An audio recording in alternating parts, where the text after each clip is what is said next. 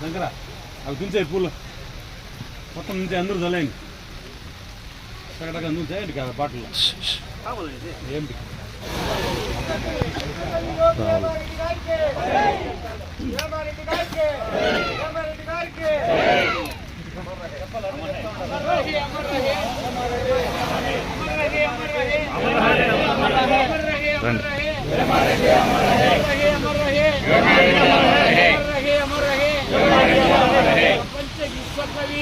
ప్రపంచ నాటువంటి తెలుగుదేశం కాదు, తెలుగు వాళ్ళకి కాదు, ఆయన ప్రపంచ విశ్వకవి అయిన కాబట్టి ప్రపంచానికి అన్ని విషయాలు చెప్పాడు.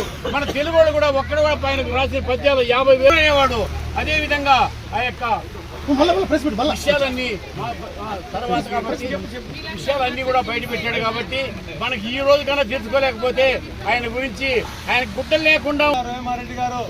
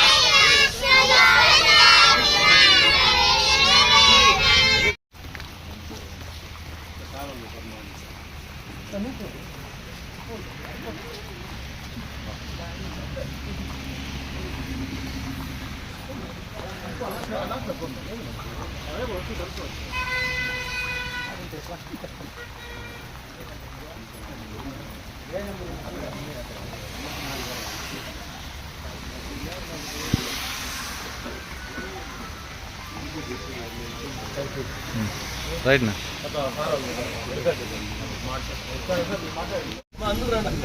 తెలుగుకు అజరామరమైనటువంటి కీర్తినిచ్చినటువంటి వాడు వేమన. మన శ్రీశ్రీ గారే చెప్పారు, ముగ్గురు కవిత్రయము ఆయన దృష్టిలో.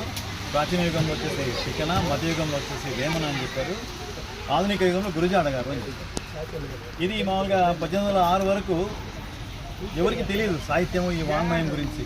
సిపి బ్రౌన్ గారు దాన్ని వెలికి తీశారు. తర్వాత దాన్ని లాటిన్లోకి, స్పానిష్ భాషలోకి విశ్వవ్యాపితం చేశారు.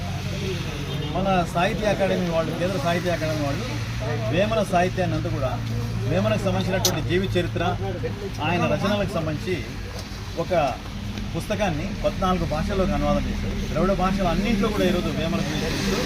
వేమన విశ్వవ్యాప్తమైనటువంటి ఒక ప్రజాకవి. ఆయన స్పృశించని రంగము, ఆయన స్పృశించనేటువంటి విషయమే లేదు. జీవితానికి సంబంధించినటువంటి 360 డిగ్రీల మొత్తం గోళాన్ని ఆయన సృష్టించారు. అరుదైనటువంటి తాత్వికత కలిగినటువంటి వాడు. తర్వాత మన సుబ్రహ్మణ్యం చెప్పినట్టుగా, బాలు చెప్పినట్టుగా ఆట వెలుతుల్లో రాశాడు. ఒక పెద్ద సులభమైనటువంటి రీతి, పామరుడికి అర్థమవుతుంది, మేధావికి అర్థమవుతుంది, తాత్వికుడికి అర్థమవుతుంది. ఆయన స్పృశించని రంగం లేదన్న దాంట్లో నా ఉద్దేశం ఏమంటే, కులమత భేదాల గురించి ఆపసపాలు పడుతున్నటువంటి సమాజానికి ఆ కాలంలోనే తన దగ్గర ఉన్నటువంటి పనిముట్లతో శస్త్రచికిత్స చేసినటువంటి వాడు. అప్పటికీ ఇంత ఆధునికత, ఇంత భావ సంచారము ఇంత లేదు.